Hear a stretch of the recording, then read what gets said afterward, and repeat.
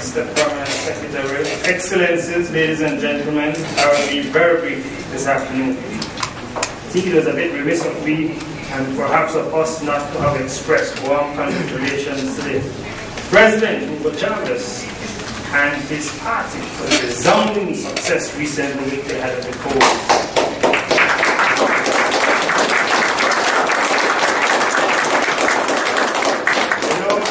I was here, I think, last year when we had national celebrations. And one of the things that impressed me tremendously was the huge amount of people, young people, that were apparently receiving instructions of one type or another in this country. It seems as if the leadership, I don't know if they took a page from Cuba, but it's sold on education.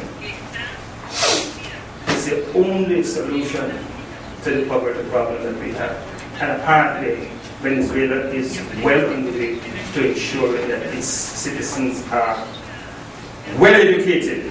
And so I must congratulate them and tell them that we are certainly happy that they are given another term to continue the sterling work that they are doing.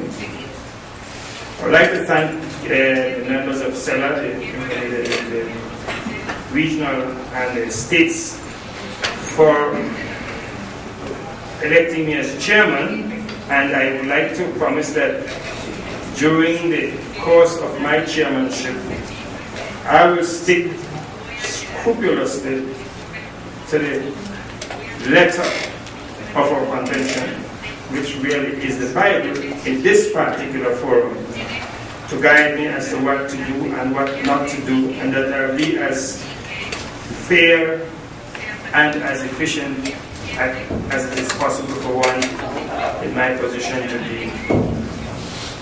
Just like to say briefly that we're all one people, no matter where we're located. People are one. And we depend on the same planet, the same sun, the same moon, the same sea. The so-called differences are truly skin deep. For persons of African descent, we have gone through a long period of discrimination based essentially on the color of our skin. But the truth is that that is God's design, and almost everything on earth has different coloration. But it has nothing to do with your mental capacity. It has nothing to do with your heart. It does have nothing to do with what you have inside of you. The truth is that a few hours after we're dead, we all look the same. Whether we're white or brown or black, at that time we get the same color. And everything inside us is the same. I simply advert to that to point out that the differences that we regard as so significant amounts is really insignificant. It is the commonalities that is so powerful amounts. And so we need to hold on to our commonalities.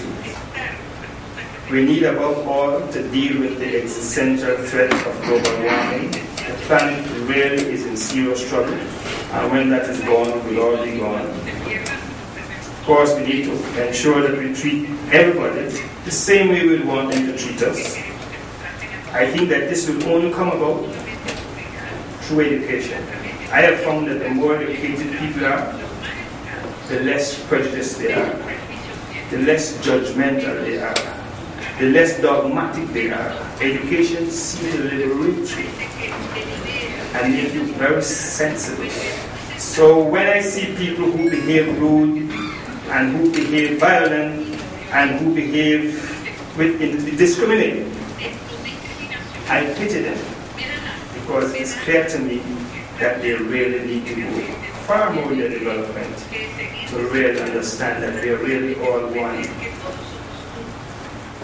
So while I am here, for the brief year that I'll be here, I will try to work with my colleagues bearing those values in mind, and to do all my power to ensure that they lead the region in the education, the research, the knowledge, that in fact they are doing so well at this time, and which is so sorely needed to transform our societies and to really enable us to take true ownership of this wonderful heritage that we have.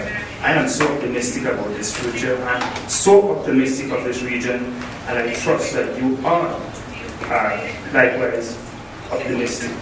Thank you. Good evening.